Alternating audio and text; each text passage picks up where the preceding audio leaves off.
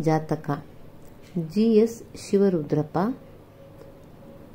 ಮುಂಬೈ, ಬೆಂಗಳೂರು ಮುಂತಾದ ಬೃಹತ್ ನಗರಗಳಲ್ಲಿ ವಾಸಿಸುವವರ ಅತಂತ್ರ ಸ್ಥಿತಿ ಮರುಕ ಹುಟ್ಟಿಸುವಂಥದ್ದು.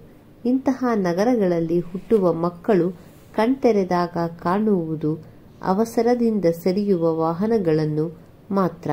ಬಾಲ್ಯಾವಸ್ಥೆಯನ್ನು ಹೆತ್ತವರೊಂದಿಗೆ ಒಡ ಹುಟ್ಟಿದವರೊಂದಿಗೆ ಸಮೃದ್ಧಗೊಳಿಸಿಕೊಳ್ಳುವ ಅವಕಾಶದಿಂದ ಈ ಮಕ್ಕಳು ವಂಚಿತರು. ಯಾಂತ್ರಿಕ ಬದುಕಿನ ಆವರಣಕ್ಕೆ ಎಳೆತನದಲ್ಲೇ ಸಿಲುಕಿ ನಲುಗುವ ದಾರುಣತೆಯನ್ನು ಪ್ರಸ್ತುತ ಕವಿತೆ ಹಿಡಿದಿಟ್ಟಿದೆ. ಇಡೀ ಕವಿತೆಯ ರಚನಾಕ್ರಮವು ಅರ್ಜಿನಮೂನೆಯ ರೀತಿಯಲ್ಲಿದ್ದು, ನೀಡುವ ವಿವರಗಳಲ್ಲಿಯೂ ದನಿಯಿಲ್ಲದಿರುವುದನ್ನು ಸಂಕೇತಿಸಿದೆ. ನಗರ ಸಂಸ್ಕೃತಿಯಲ್ಲಿ ಜೀವನದ ರಸಾನುಭವ ಅಸಾಧ್ಯವೆಂಬ ಧ್ವನಿ ಇಲ್ಲಿದೆ. ತಂದೆ ತಾಯಿಯರ ಕರುಳು ಬಳ್ಳಿಯ ಪ್ರೀತಿ, ಮಮತೆ, ಆರೈಕೆಗಳಲ್ಲೂ ಕೃತಕವಾದ ಹೊಣೆಗಾರಿಕೆಯನ್ನು ಕವಿ ಚಿತ್ರಿಸಿದ್ದಾರೆ. ನಗರ ಜೀವನದ ಭೂತ, ವರ್ತಮಾನ ಮತ್ತು ಭವಿಷ್ಯತ್ತಿನ ಬದುಕಿನ ಸ್ವರೂಪವನ್ನು ಮುಂಬೈ ಜಾತಕ ಸಮರ್ಥವಾಗಿ ಹಿಡಿದಿಟ್ಟಿದೆ. ಯಾರ ಹೆಸರನ್ನೂ ಸೂಚಿಸದೆ ಯಾರದಾದರೂ ಆಗಬಹುದಾದ ಪರಕೀಯತೆ ಕವಿತೆಗೊಂದು ಸುಂದರ ಚೌಕಟ್ಟನ್ನು ಒದಗಿಸಿದೆ. ಹುಟ್ಟಿದ್ದು ಆಸ್ಪತ್ರೆಯಲ್ಲಿ, ಬೆಳೆದದ್ದು bus, tram, car, taxi, electric ಟ್ರೈನುಗಳಲ್ಲಿ, ಕುಡಿದದ್ದು ಕಾಣದೆಮ್ಮೆಯ ಕೆಚ್ಚಲು ಕರೆದು ಕಳುಹಿಸಿದ ಬಾಟ್ಲಿಯ ಹಾಲು, ಗ್ರೈಪ್ ಸಿರಪ್, ಹಾರ್ಲಿಕ್ಸ್ ಇತ್ಯಾದಿ. ಕಂಡದ್ದು ಬೆಳಗಿನಿಂದ ಸಂಜೆಯ ತನಕ ಲಕ್ಷ ಚಕ್ರದ ಉರುಳು, ಅವಸರದ ಹೆಜ್ಜೆಯ ಮೇಲೆ ಸರಿವ ಸಾವಿರ ಕೊರಳು. ಕಲಿತದ್ದು ಕ್ಯೂ ನಿಲ್ಲು, ಫುಟ್ಪಾತಿನಲ್ಲೇ ಸಂಚರಿಸು, ರಸ್ತೆ ದಾಟುವಾಗೆಚ್ಚರಿಕೆ, ಓಡು, ಎಲ್ಲಿಯೂ ನಿಲ್ಲದಿರು, ಹೇಗೋ ಅವರಿವರ ತಳ್ಳಿ ಮುನ್ನುಗ್ಗು, ಎಲ್ಲಾದರೂ ಸರಿಯೇ, ಬೇರೂರು ಹೀರು. ತಾಯಿ ಸಾವಿರ ಗಾಲಿ ಉರುಳಿ ಹೊರಳುವ ರಸ್ತೆಯಂಚಿನಲ್ಲೇ ಕೈ ಹಿಡಿದು ನಡೆಸಿದವಳು. ಇರುವ ಒಂದಿಂಚು ಕೋಣೆಯಲ್ಲೇ ಹೊರಲೋಕವನ್ನು ಪರಿಚಯಿಸಿ ಎಚ್ಚರಿಕೆ ಕೊಟ್ಟವಳು. ತಂದೆ ಬೆಳಗಿಂದ ಸಂಜೆಯ ತನಕ ಕಣ್ಮರೆಯಾಗಿ ಒಮ್ಮೊಮ್ಮೆ ರಜಾ ದಿನಗಳಲ್ಲಿ ಕಣ್ಣಿಗೆ ಕಂಡು ಕುಳಿತು ಕೆಮ್ಮುವ ಪ್ರಾಣಿ.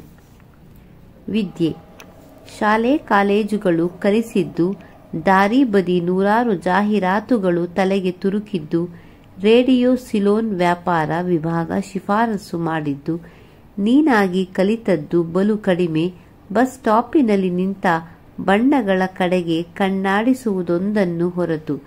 ಜೀವನ ಈ ಲಕ್ಷ ದಾರಿಗಳ ಚದುರಂಗದಾಟದಲ್ಲಿ 100 ಬೆಳಕಿನ ಕೆಳಗೆ ಯಾರದೋ ಕೈಗೊಂಬೆಯಾಗಿ ಮುಂದುವರಿಯುವುದು, ಏಳುವುದು, ಬಟ್ಟೆಯಲ್ಲಿ ಮೈ ತುರುಕಿ ಓಡುವುದು, ರೈಲನೋ ಬಸ್ಸನೋ ಹಿಡಿಯುವುದು, ಸಾಯಂಕಾಲ ಸೋತು ಸುಸ್ತಾಗಿ ರೆಪ್ಪೆಯ ಮೇಲೆ 10 ಮಣ ಆಯಾಸವನ್ನು ಹೊತ್ತು 11 ಗಂಟೆ ಹೊಡೆವಾಗ ಮನೆಯಲ್ಲಿ ಕಾದು ಕಾದು ತೂಕಡಿಸಿ ಮಂಕಾದ ಮಡದಿಯನ್ನು ಎಚ್ಚರಿಸುವುದು, ತಣ್ಣಗೆ ಕೊರೆವ ಕೂಳುಂಡು ಬಾಡಿಗೆ ಮನೆಯ ನೆರಳಿನ ಕೆಳಗೆ ಮತ್ತೆ 1000 ಗಾಲಿಯುಜ್ಜುವ ಕನಸು ಬಂಡಿಯ ಕೆಳಗೆ ಹಾಸುಗಂಬಿಯ ಹಾಗೆ ತತ್ತರಿಸುತ್ತಾ ಮಲಗುವುದು. ಕವಿ ಕಾವ್ಯ ಪರಿಚಯ. ರಾಷ್ಟ್ರಕವಿ ಜಿ.ಎಸ್. ಶಿವರುದ್ರಪ್ಪರವರು 1926ರಲ್ಲಿ ಜನಿಸಿದರು. ಅವರ ಪೂರ್ಣ ಹೆಸರು ಗುಗ್ಗರಿ ಶಾಂತವೀರಪ್ಪ ಶಿವರುದ್ರಪ್ಪ ಎಂಬುದು. ಶಿವಮೊಗ್ಗ ಜಿಲ್ಲೆಯ ಶಿಕಾರಿಪುರ ತಾಲೂಕಿನ ಈಸೂರು ಗ್ರಾಮ ಇವರ ಹುಟ್ಟೂರು.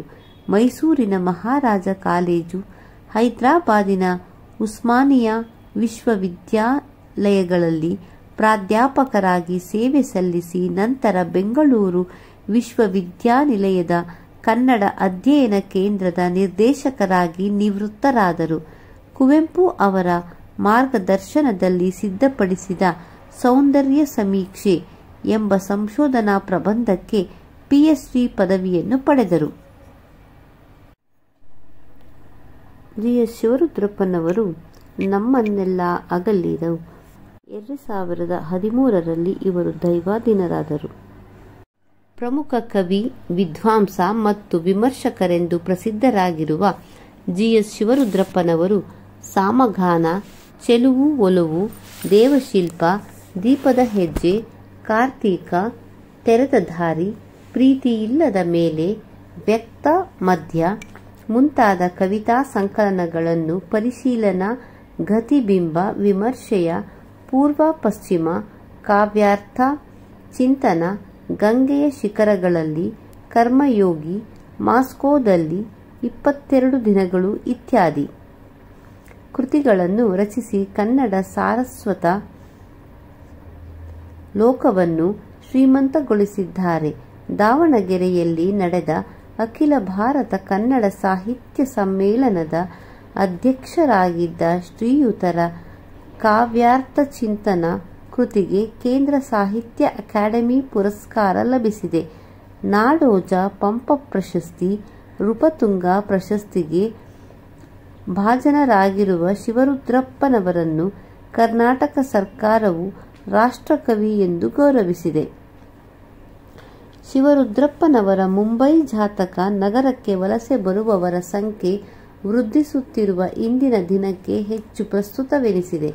ಪ್ರಕೃತಿಯಿಂದ ದೂರ ಸರಿಯುತ್ತಾ ನಾಗರಿಕರಾದಂತೆಲ್ಲ ನಿಸ್ಸಾರವೂ ನಿರ್ವೀರ್ಯವೂ ಆಗಿಬಿಡುವ ನಾಗರಿಕ ಬದುಕಿನ ದುರಂತವನ್ನು ಈ ಕವಿತೆಯು ದೃಶ್ಯವತ್ತಾಗಿ ಕಣ್ಮುಂದೆ ಇಡುತ್ತದೆ. ಇಂದು ಶಿಕ್ಷಿತರಾಗುವುದೆಂದರೆ ಭಾಷಾ ವಲಯದಿಂದ ದೂರ ಸರಿಯುವುದು, ಸೈಬರಿಕರಾಗುವುದೆಂದರೆ ಜನಸಮೂಹದಿಂದ ದೂರಾಗುವುದು ಎಂಬಂತಾಗಿದೆ. ಪ್ರಸ್ತುತ ಕವಿತೆಯಲ್ಲಿ ನೆರೆಹೊರೆಯವರನ್ನಾಗಲಿ ಕರುಳು ಬಳ್ಳಿಗಳೊಂದಿಗಾಗಲಿ ವಾತ್ಸಲ್ಯ ಮಮಕಾರಗಳನ್ನು ವ್ಯಕ್ತಪಡಿಸಲು ವ್ಯವಧಾನವಿಲ್ಲದ ಅವಸರದ ಯಾಂತ್ರಿಕ ಬದುಕು ಹೊಸ ಬಗೆಯಲ್ಲಿ ಅನಾವರಣಗೊಂಡಿದೆ. ಶಬ್ದಾರ್ಥ: ಸರಿವ, ಸಾಗುವ, ಕ್ಯೂ, ಸಾಲು, ಹೀರು, ಕುಡಿ, ಗಾಲಿ, ಚಕ್ರ, ಶಿಫಾರಸು, ಪ್ರಭಾವ, ಬಣ್ಣ, ವರ್ಣ. ಇಲ್ಲಿ ಹುಡುಗಿಯರು ಎಂಬ ಅರ್ಥ. ಕಣ್ಣಾಡಿಸು, ನೋಡು, ಚದುರಂಗದಾಟ, ಬುದ್ಧಿವಂತಿಕೆ, ಪ್ರದರ್ಶನದ ಒಂದು ಬಗೆಯ ಆಟ, ಮಣ, ತೂಕದ ಒಂದು ಪ್ರಮಾಣ, ಕೂಳು, ಅನ್ನ, ಆಹಾರ, ಹಾಸುಗಂಬಿ, ರೈಲು ಹಳಿ, ತತ್ತರಿಸು, ನಡುಗು, ಕಂಪಿಸು. ಟಿಪ್ಪಣಿ: ಟ್ರಾಮ್, ಸಾರ್ವಜನಿಕ ರಸ್ತೆಯ ಮೇಲೆ ಹಾಕಿದ ಕಂಬಿಗಳ ಮೇಲೆ ವಿದ್ಯುತ್ ಶಕ್ತಿಯ ಸಹಾಯದಿಂದ ಓಡುವ ಪ್ರಯಾಣಿಕರ ವಾಹನ. ಗಣಿಯ ಬಂಡಿ ಎಂಬರ್ಥವೂ ಇದೆ. ಅಭ್ಯಾಸ ಭಾಗ: ಸಾಂದರ್ಭಿಕ ವಿವರಣೆಯನ್ನು ಬಯಸುವ ವಾಕ್ಯಗಳು. 1. ಅವಸರದ ಹೆಜ್ಜೆಯ ಮೇಲೆ ಸರಿವ ಸಾವಿರ ಕೊರಳು. 2. ರಸ್ತೆ ದಾಟುವಾಗೆಚ್ಚರಿಕೆ. 3. ರಸ್ತೆಯಂಚಿನಲ್ಲೇ ಕೈ ಹಿಡಿದು ನಡೆಸಿದವಳು. 4. ಕುಳಿತು ಕೆಮ್ಮುವ ಪ್ರಾಣಿ. 5. ನೂರಾರು ಜಾಹೀರಾತುಗಳು ತಲೆಗೆ ತುರುಕಿದ್ದು. 6. ಬಟ್ಟೆಯಲ್ಲಿ ಮೈ ತುರುಕಿ ಓಡುವುದು. 1 ಅಂಕದ ಪ್ರಶ್ನೆಗಳು ಒಂದು ವಾಕ್ಯದಲ್ಲಿ ಉತ್ತರಿಸಿ. 1. ಮಗು ಹುಟ್ಟಿದ್ದು ಎಲ್ಲಿ? 2. ಮುಂಬೈಯಲ್ಲಿ ಬೆಳಗಿನಿಂದ ಸಂಜೆಯ ತನಕ ಕಾಣುವುದೇನು? ಪ್ರಶ್ನೆ 3. ಹೊರಲೋಕವನ್ನು ಪರಿಚಯಿಸಿ ಎಚ್ಚರಿಕೆ ಕೊಟ್ಟವಳು ಯಾರು?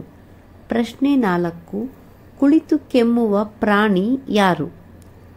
ಪ್ರಶ್ನೆ 5. ತಾನಾಗಿ ಕಲಿತದ್ದು ಏನನು? ಪ್ರಶ್ನೆ 6.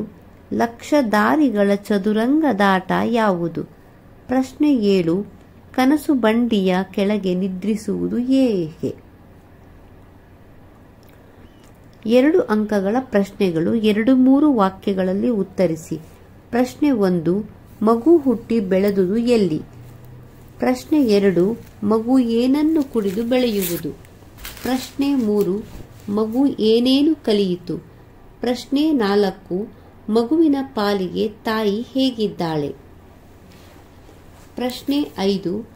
ತಂದೆ ಮಗುವಿಗೆ ಕಾಣಿಸಿಕೊಳ್ಳುವ ಬಗೆ ಹೇಗೆ? ಪ್ರಶ್ನೆ 6 ಮಗು ಕಲಿತ ವಿದ್ಯೆಗಳಾವುವು? ಪ್ರಶ್ನೆ 7 ಮುಂಬೈನ ಅವಸರದ ಜೀವನ ಚಿತ್ರಕ್ಕೆ 2 ಉದಾಹರಣೆ ನೀಡಿ. 4 ಅಂಕಗಳ ಪ್ರಶ್ನೆಗಳು. 5-6 ವಾಕ್ಯಗಳಲ್ಲಿ ಉತ್ತರಿಸಿ. ಮುಂಬೈ ಜಾತಕದಲ್ಲಿ ಮಕ್ಕಳ ಬಾಲ್ಯದ ಚಿತ್ರಣ ಹೇಗೆ ನಿರೂಪಿತವಾಗಿದೆ? ತಂದೆ ತಾಯಿಗಳು ಮಗುವಿಗೆ ಗೋಚರಿಸುವ ಬಗೆಯನ್ನು ವಿವರಿಸಿ. ಪ್ರಶ್ನೆ 3 ಮಗು ಕಲಿತದ್ದನ್ನು ಮತ್ತು ವಿದ್ಯಾಭ್ಯಾಸ ಮಾಡುವ ವಿವರಗಳನ್ನು ವಿಶ್ಲೇಷಿಸಿ.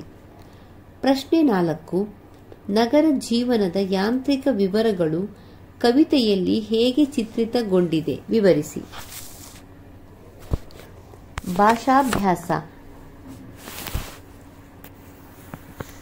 ನಿಲ್ಲದಿರು, ತಳ್ಳದಿರು, ಕಾಣದಿರು ಮುಂತಾದ ನಿಷೇಧಾರ್ಥಕ ಪದಗಳನ್ನು ಗಮನಿಸಿರಿ. Bus, tram, car, taxi, electric train, bottle ಮುಂತಾದ ಅನ್ಯ ದೇಶ್ಯ ಪದಗಳನ್ನು ಗಮನಿಸಿರಿ. ಕವಿತೆಯಲ್ಲಿರುವ ಇಂತಹ ಪದಗಳನ್ನು ಪಟ್ಟಿ ಮಾಡಿರಿ.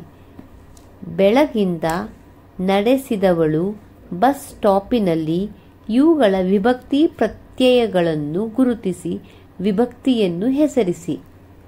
ಕಳುಹಿಸಿದ, ಹಿಡಿಯುವುದು, ತತ್ತರಿಸುತ್ತ ಇವುಗಳ ಕಾಲಸೂಚಕಗಳನ್ನು ಗುರುತಿಸಿ. ನಿಲ್ಲು, ಸಂಚರಿಸು, ಓಡು, ಬೇರೂರು, ಹೀರು ಈ ಕ್ರಿಯಾಸೂಚಿಗಳ ವ್ಯಾಕರಣ ವಿಶೇಷವನ್ನು ಅಧ್ಯಾಪಕರಿಂದ ಕೇಳಿ ತಿಳಿಯಿರಿ. ಚಟುವಟಿಕೆ.